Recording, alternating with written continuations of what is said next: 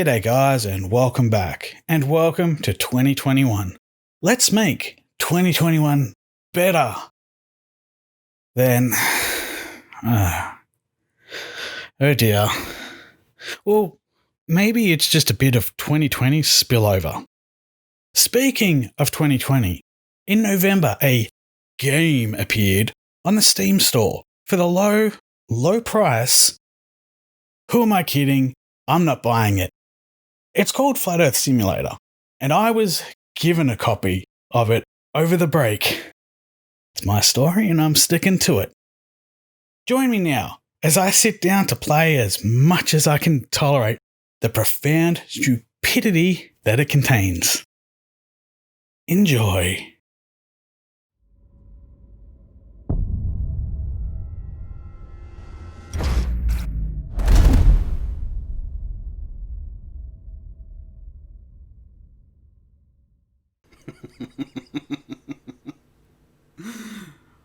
What you learn can never be unseen.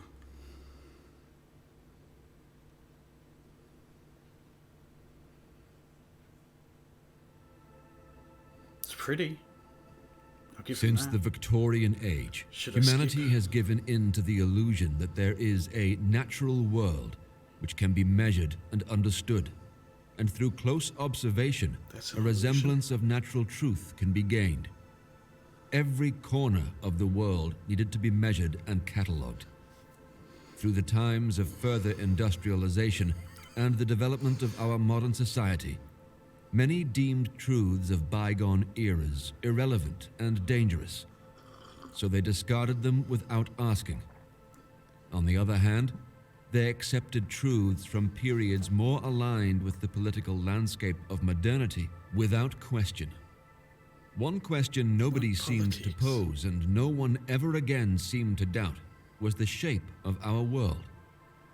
Although our daily experiences do not suggest that the Earth is a globe, everyone seemed to just believe it as a fact. Until one brave American decided to research matters more thoroughly. Of course it was an American. Samuel Rowbotham, also known as Parallax. Why has modern science failed to recognize the true shape of the Earth? Don't astronomy and the space programs clearly disprove what humanity believed in for centuries? What? The Flat Earth theory states that modern science is ill-equipped to answer the question because of zeticism. A zetetic forms the question, then immediately sets to work making observations and performing experiments to answer this question. What? It turns out, we have been asking the wrong questions all along. What the fuck? Okay, let's do this. Okay. Oh, slow scroll. This is it? I can't go any further? Oh, come on. Alright, let's, the cover-up. The cover-up. The fake space programs of NASA and the Russians are the reason why the weak sphere model has been propagated during the 20th century. What? NASA doesn't hide the true shape of the Earth. During their early fakes, they showed pictures of the spheroid Earth and are now stuck with it. Organizations like the United Nations even show the true shape of the Earth on their flag. Oh my god. Because the UN was founded before NASA, the designer of the flag took the model of the monopole flat Earth as a representation. Although by the mid-60s, most of those institutions had recognized the hoaxes of the space programs, they continued to support it. You seen this? The immense sums of money that are invested by governments and corporations in supposed space programs are used, to a large extent, to pay off the officials and many people who know about the true shape of the Earth, as well as so-called educators on TV. In truth, an intricate web of lies has been spun to obstruct the public's clear view on reality. Reality. I don't think flat earthers have a right to use that word. Let's go back up here. NASA and the Russians. What about the ESA, the Japanese, the Chinese? Like, they've all been to space as well. This is going to be is going to be one of those times, isn't it? The atmoplane. Here we go. The atmoplane. The atmoplane, or atmolayer, is a series of gas layers above the inhabited part of the Earth. If the Earth is finite, as shown in this model, the atmoplane gets thinner and less dense towards the edges, where the Arctic ice wall stops the atmoplane from flowing off the edge. If the infinite Earth hypothesis is true, the atmoplane would possibly extend as infinitely as the Earth does. The atmoplane is separated into the following layers. The tropolayer, where most of the regular aircraft travel, up to 11 miles. The stratolayer, the highest ever reached layer by humans that can be reasonably confirmed, up to 30 miles. The extent of the mesolayer and ionolayer are still debated. Their existence is assumed by the phenomenon of meteors and polar lights. And what causes them? But back up here, where was it? If the Earth is finite, as shown in this model, the atmoplane gets thinner. But then they say if the infinite Earth hypothesis is true. So which is it? They can't even fucking decide on their own bullshit. Yeah, we did that. Space programs. Oh, this one. This one ought to be good. Space programs. In the 1950s, during the Cold War, the two opposing blocs of the totalitarian USSR and the free world under the leadership of the United States started the competition of the supposed space race. Why space and its supposed conquest was so important was explained by Senate Majority Leader and later President Lyndon B. Johnson. Quote, "Control of space means control of the world, the position of total control over the Earth that lies somewhere in outer space." This statement proves space was seen as an ultimate achievement, primarily on the grounds of propaganda and the invoking of fear of war capabilities. If I have to suffer through this, later, then so do you. NASA was established. The Soviets, meanwhile, resorted to their first hoaxes with a supposed Sputnik satellite. This was in reality just a radio transmission that was broadcasted by a high-altitude aircraft, as previously uncovered documents at the end of the USSR in 1990 show. However, these documents have since been confiscated by various actors. Most of the rockets tested since the beginning of the space race have been failures. Some observers see in modern rocket launches nothing more than oversized effect shows that shoot a rocket a few thousand miles into the atmoplane until it is out of sight for most of the observers, where it deploys its parachutes and drops into the sea or is destroyed. What was at first just a game of intimidation by posturing with so-called achievements in space travel developed into a huge financial scam during the 80s and beyond to the modern day, where companies pay for satellites that would supposedly be put into orbit for up to $10,000 per ton of payload. Hereby, not only do satellite manufacturers and NASA profit from the fraud, but also other new players such as SpaceX. Developing countries such as India also participate in the scam, in the hope that the huge sums involved would benefit their economies. A large community of citizen scientists do an excellent job in debunking many of the new fantasy space travel images from NASA and other agencies that are simply produced in their movie studios, while the transmission of satellites are just relayed through a global network of radio towers. There is no flat Earth conspiracy, but a fake space flight cabal that uses the illusion of space travel to make trillions worldwide. Make trillions, right. The space program loses money, but whatever. Fake spaceflight cabal.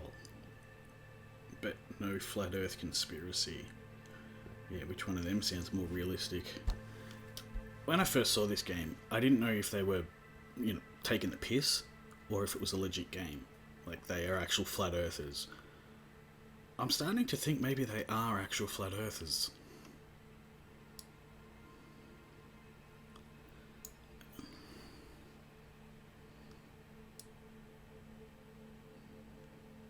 And this about Lyndon B. Johnson saying control of space means control of the world, the position of total control over the Earth that lies somewhere in outer space. Well, that comes back to a military standpoint that high ground is the ultimate position and space is the ultimate high ground. So, yeah, if you want to take total control over the Earth, put some, I don't know, tungsten rods in space and drop them down. They'll make a mess.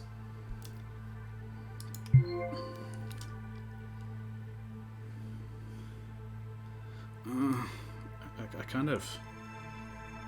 Ooh, it's got shitty controls. Oh, look at that. Oh, come on. It stretched so much. I've driven from there all the way across here, up there to here. That took me 2.5 days. You didn't even need to know that, but I told you anyway. What? The summer gate. The summer gate. In this model, the Terran plane is represented as a solid disk with an end and a start.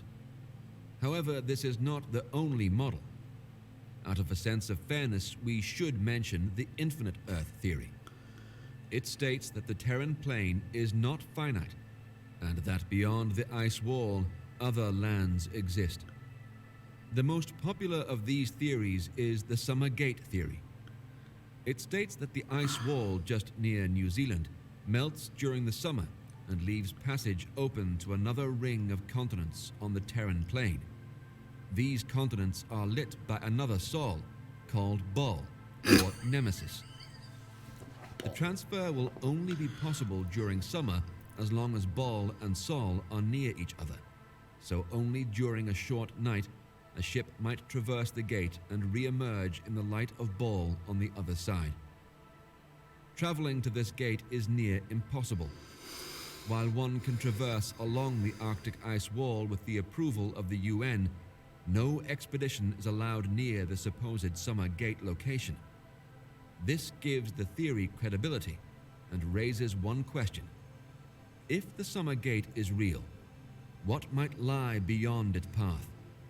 Some theorize that the mythical places of Atlantis and Hyperborea, or many of the other lost continents of history, are just behind the Arctic ice wall. Can traverse along the Arctic ice wall. Well, one, that's not Arctic, that's Antarctica. And as for going to Antarctica, anyone can go to Antarctica. It's not cheap, it's about $25,000 per person. I would love to go there personally. So, there's a button there for the Patreon. Just there. Just go, just click it. Click it. Go there. Go on. Get me to Antarctica. Let's prove these fuckers wrong.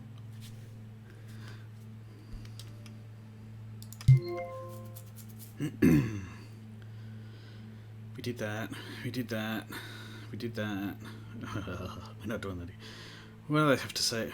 Do we really want to look at the sun, or do we just want to play with it? Let's play with it. Alright. Because what I wanted to do is... If I... no, let's bloom right down. Let's turn bloom up. Oh, isn't that pretty? No. Okay. Why can you adjust the sun size? Photo mode. Oh, we can move. Oh, that's even better. Alright. So, how do we pause it? I want to pause this.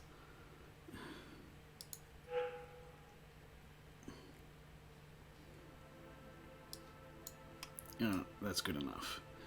So how do we get the phases of the moon if that's continually rotating? Like, the sun is constantly reflecting on the same point of the moon. So it's always a full moon. But we know that to not be the case. It's like they didn't even...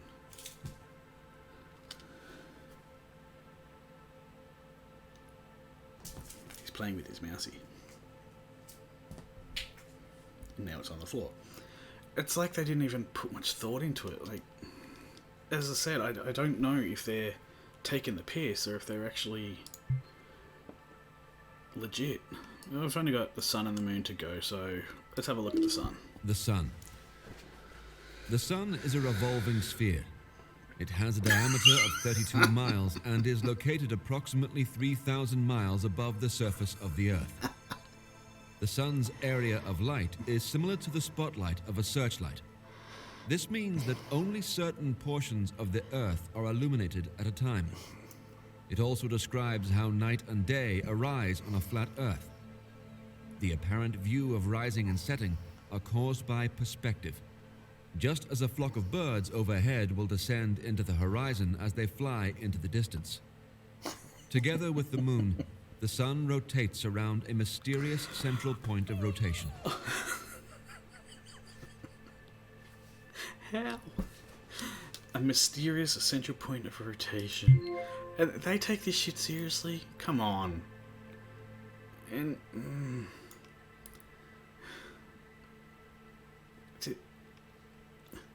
There's not even half of the disc lit up at once. There should be half of the disc lit up at once.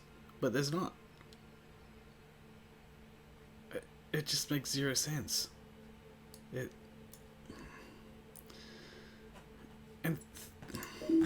The sun. Yeah, shut up. It's just a diameter of 32 miles, 3,000 miles above the surface of the Earth. Like,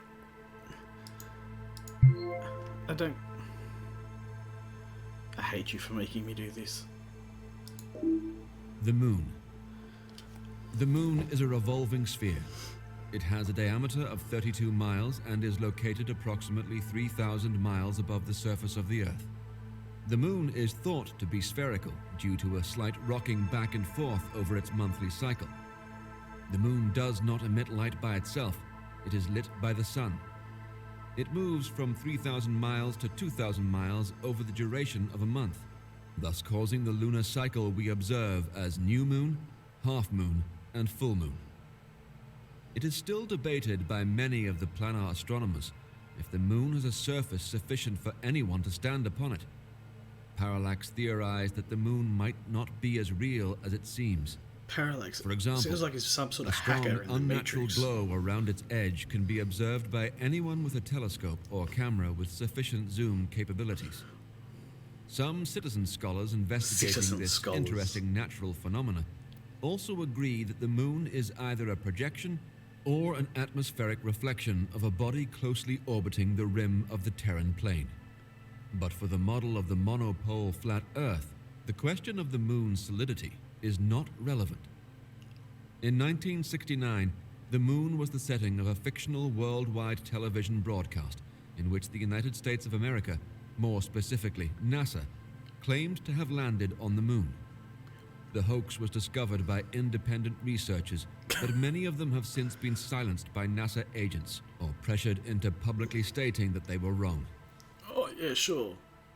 Like, NASA agents. NASA doesn't even have the funding for agents. Like,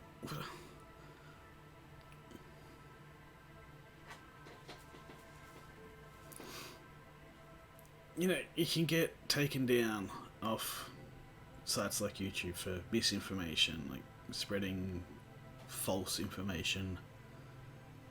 But games like this, it's not even a game, it's just a propaganda machine, are allowed to be sold to people.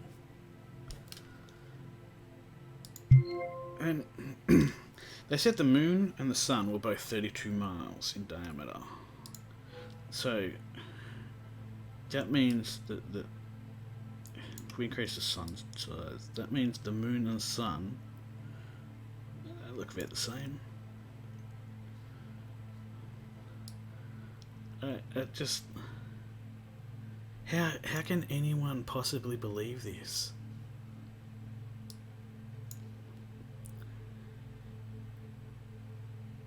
Next clue. What is this next clue? What they force you to keep playing.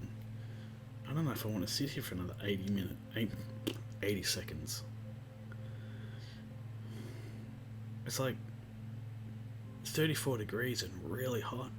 It's the sweat. And my apartment doesn't have any aircon in it. I've only got a fan, which I can't have on because it interferes with the mic. See this suffering that I go through for you guys? I'm probably going to edit most of this out. Or speed it up at least. No, just edit it out.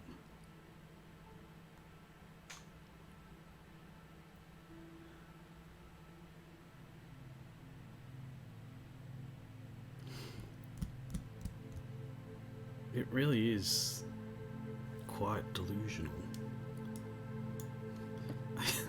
I do like this though. I like how they've got, like, underneath, they've just got these, like, the inside of a cave. Is it stalagmites, stalactites? I don't know which one's which. Can never remember. But I love the way they're just hanging down. And for some reason, I can't get closer, but in the center here, you see how that's all lit up more? It's quite strange.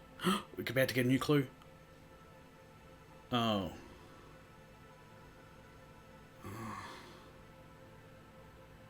What is this? Who marked off its dimensions? Surely you know who stretched a measuring line across it. What? I have no idea what that means. Hey, go away. Go away. Anyway, I've had about as much as I can take from this. It's hot. It's crap. So I'm going to end it here. There you have it, guys. Flat Earth Simulator. The least simulation-like simulator in this simulation. Available on Steam if you really want to waste your money on it. I'm sure it's available on the Pirate Bay if you really, really want it. Next week, I'll be responding to one of my favourite Flat Earthers who has made a recent return to YouTube. So be sure to subscribe and turn on notifications so you don't miss it. Thank you all so much for watching. And a special thank you to my patrons, Purple Haze and Pyramid Head, for their outstanding support, as well as my other supporters. It's folks like you that keep the channel going. Until next time, friends, don't be a dick.